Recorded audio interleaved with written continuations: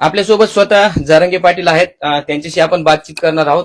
दादा, काय सांगाल? आता वाल्मिक कराड जे आहे ते त्यांना 14 दिवसांची जी आहे ती न्यायालयीन कोठडीची शिक्षा सुनावण्यात आली आहे. आता ती न्यायालयीन प्रक्रिया ती तर होतच राहणार आहे. परंतु काय झालंय, कोणची कोठडी दिली काय मला माहित नाही, कशी दिली काय. परंतु मुख्यमंत्र्यांकडे जी आशा आहे की आता ती सीसीटीव्ही पण काल बाहेर आलाय आणि सीसीटीव्ही बाहेर आल्यामुळं हा पक्का नंबर 1 चा मुख्य आरोपी खुनातला. कारण खून करणाऱ्यापेक्षा आणि खंडणी मागणाऱ्यांपेक्षा संघटित गुन्हेगारी करून करणारा आणि सामूहिक कट रचणारा हा सगळ्यात मोठा गुन्हेगार असतो.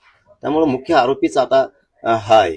त्यामुळे सरकारनं याची कसून चौकशी करणं खूप गरजेचं आहे. आता ते कोणची कोठडी द्यायची काय ते त्यांचा प्रश्न आहे. त्यात का दिली असावी, का नाही दिली नसावी, त्याच्यात त्यांचे काही पर्याय ठेवलेले असतील.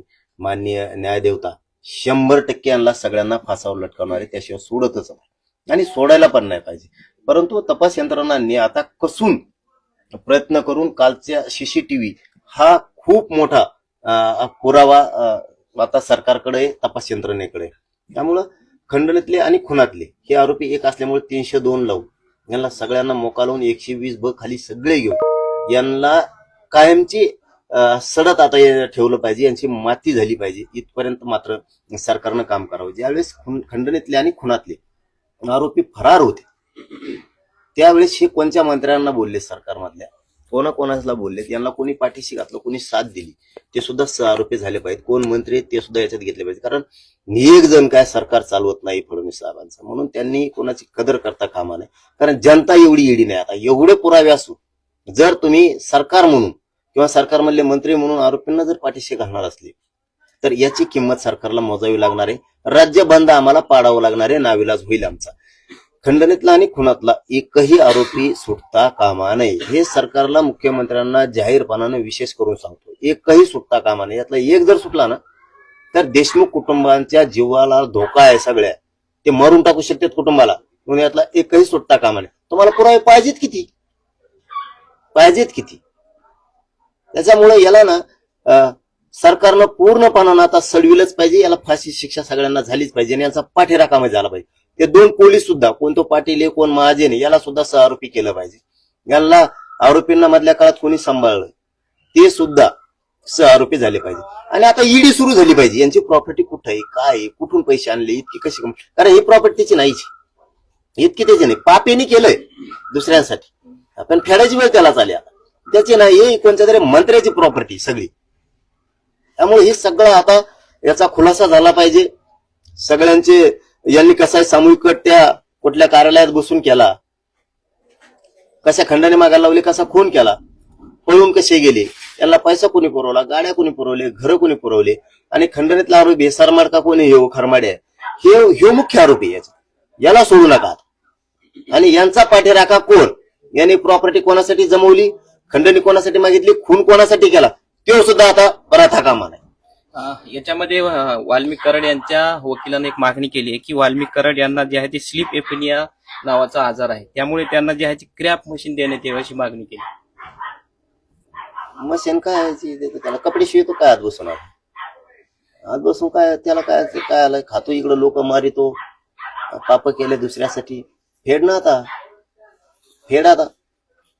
आता फेडावंच लागणार आहे. फक्त सुटता कामा नाही. मुख्यमंत्र्यांकडे आमचं एवढंच म्हणणं आहे, एकही सुटता कामा नाही. कोणची कोठडी मिळून दे, ते कोठडी फेटडीचं आम्हाला माहित नाही, कारण आम्ही कायद्याचा सन्मान करतो आणि त्यातलं माहित नाही कोणचीला काय आणि कशाला काय. त्याच्यामुळं तो तपासाचा भाग आहे, न्यायदेवतेचा भाग आहे, न्याय मंदिराचा भाग आहे, तो न्यायालयाचा विषय. पण न्यायालय आता यांना कोणाला सोडणार नाही ही आशा आहे. आणि याच्या पलीकडची सगळ्यात मोठी आशा आणि अपेक्षा फडणवीस साहेबांकडून, कारण त्यांनी ना शब्द दिलेला की एकही आरोपी सुटू देणार, आणि त्या शब्दावरती मराठी शांत आहेत. मराठ्यांना पुन्हा छेडायचं काम मुख्यमंत्र्यांनी करू नये आणि मराठ्यांचा रोष अंगावर घेऊ पण नाही. याचं कारण आणखीन एक आहे की तुमच्या घरी फडणवीस साहेब देशमुख कुटुंब आलं होतं, हो, आणि ते तुमच्या आशेवरती की एक आरोपी सुटणार नाही. जर त्यातला सुटला ना, देशमुख कुटुंबाचा सगळ्या मर्र झाला म्हणून समजा. हो, आणि तुम्ही कुटुंब तुमच्या घरी आलेलं आहे, त्याच्यामुळे तुम्ही देशमुख कुटुंबाचा अपमान नाही करू शकत. तुम्ही बोलून घेऊन जर अपमान केला, एवढ्या मोठ्या मराठा समाजाचा जर अपमान केला तर त्याचे फळ तुम्हाला भोगावं लागणार. आणि आम्हाला आशा आहे की मुख्यमंत्री 100% यात मंत्री जरी असला त्यांच्या सरकारमधला आणि पुरी साखळी काढणार ही अशा अपेक्षा आहे. ती 100% पूर्ण करणार, सगळ्याला फासावर नेणार. न्यायालयीन कोठडीची शिक्षा सुनावली याचा अर्थ जामिनीचा जो आहे मार्ग तो मोकळा होईल असं वाटतं तुम्हाला? असलेलं मग जामीन आहे फेमीन न्याय देवता कसं काय जामीन दे? जामीन एवढी सोपी गोष्ट आहे का?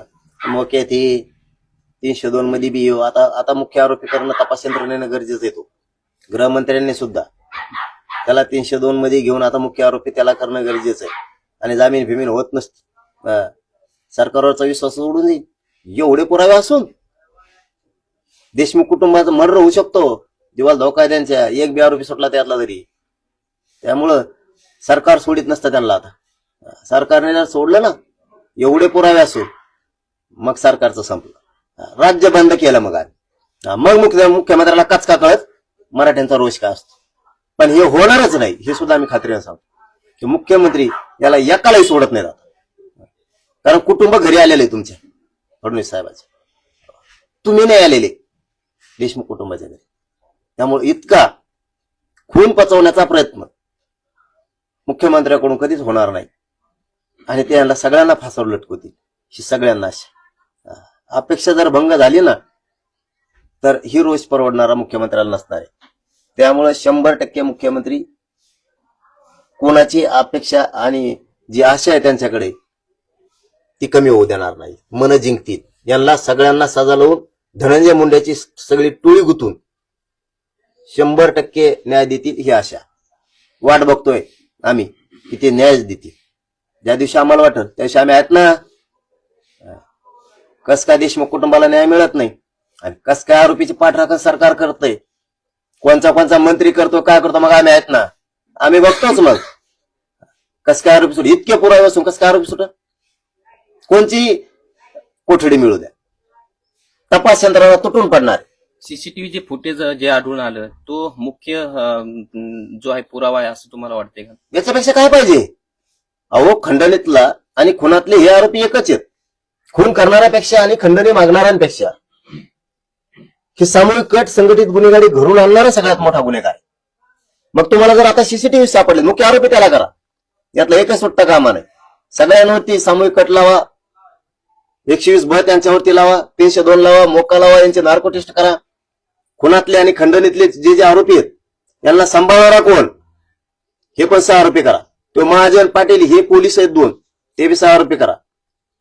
आणि ज्यावेळेस खून आणि खंडणी मागितली, ज्यावेळेस खून झाला, ज्यावेळेस 20-22 दिवस फरार होते त्यावेळेस त्यांना कोणत्या मंत्र्यांना साथ दिली आणि कोणाकोणाला फोन केले ते चार्जशीट मध्ये यायलाच पाहिजे. यांच्या प्रॉपर्ट्या कोणाकडे हे ईडी फिडी आता सगळे बाहेर लागली पाहिजे यांच्या मागं. हे कुठं कमीलोय? इतकं नाहीच आहे त्याचं. हे कोणत्या तरी मंत्र्याचं आहे त्याचं नाहीये. पाप यांनी केलं दुसऱ्यासाठी पण भोगायची वेळ त्याला आलेली. त्यामुळे याच्यातला एकही आरोपी सुटता कामा नाही. जर त्यातला एक आरोपी सुटला रे बाबा मुख्यमंत्री साहेब मग मात्र सामना आमच्या संघ.